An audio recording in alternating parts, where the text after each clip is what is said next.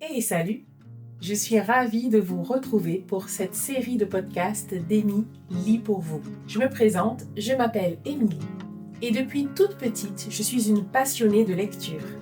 J'aime avoir des livres dans mon environnement et depuis que j'ai des enfants, je leur partage ma passion.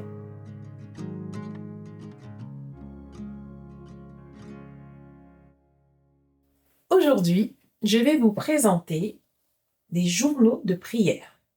Alors, ils ont été écrits par Ludivine Laguerre aux éditions Elle Croix. Ce ne sont pas des livres, mais c'est un concept que j'ai trouvé vraiment très intéressant et j'avais envie de le partager avec vous. J'ai découvert les éditions Elle Croix lors d'une réunion sur la prière et j'ai de suite été intriguée par l'idée. Alors, j'ai commandé 3 cahiers. J'en ai offert un autre. Et comme il s'agit de journaux de prière, ça reste quand même un outil qu'on peut vraiment utiliser et s'approprier. Alors j'en ai pris 2, je vais vous montrer les 2 que j'ai là. Il y a donc Aimer et prier pour son mari et prier pour ses enfants. Il y a aussi la version Aimer et prier pour sa femme, mais du coup je l'ai offert, donc du coup je ne l'ai pas. Mais alors, qu'est-ce que c'est ?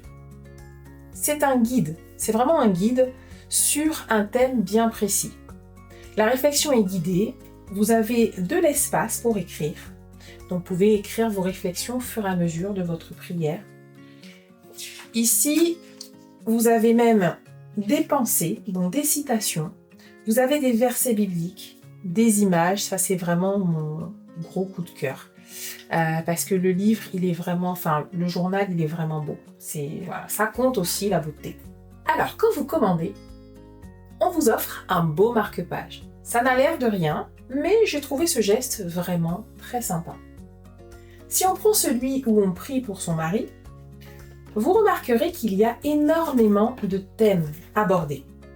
La place dans le foyer, les amitiés, la prière, des qualités et défauts, la santé et le corps, l'écoute, le soin des autres. Enfin, il y a vraiment beaucoup de choses, beaucoup d'aspects en fait, plein de sujets différents. Le gros plus, comme je l'ai dit tout à l'heure, c'est vraiment ces photos. Eh bien tiens, le petit marque-page.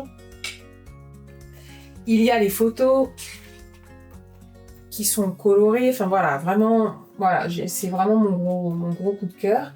Mais on est plongé dans une atmosphère douce et paisible pour se concentrer sur la prière. Dans celui pour les enfants, j'ai aussi été marquée par la grande diversité des thèmes. Parce que ça recouvre vraiment toute la vie de votre enfant, de sa naissance, de votre parentalité, jusqu'à ce qu'il se marie par exemple, ou qu'il fréquente quelqu'un, pour son estime de lui, pour sa gestion de l'argent, enfin voilà, il y a vraiment tous ces aspects-là qu'on peut prendre en compte. Donc ça nous fait aussi réfléchir sur la vie de l'enfant. Vraiment, si vous aimez écrire, c'est aussi un outil intéressant pour ça. Et puis autre chose que j'ai trouvé vraiment pas mal, c'est que au-delà de ce guide de prière où on vous donne des idées, vous avez aussi un petit endroit où vous pouvez écrire comment Dieu répond. Et je trouve aussi que c'est une façon de se rappeler à quel point Dieu est présent et à quel point des fois on lui demande des choses.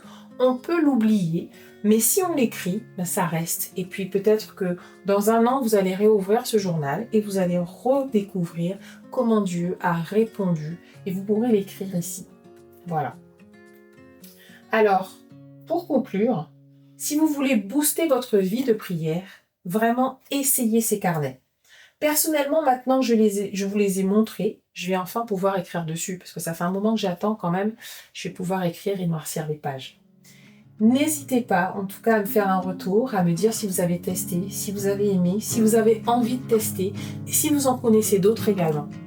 Likez, partagez, abonnez-vous et surtout, en attendant le prochain épisode, lisez parce que lire, c'est grandir.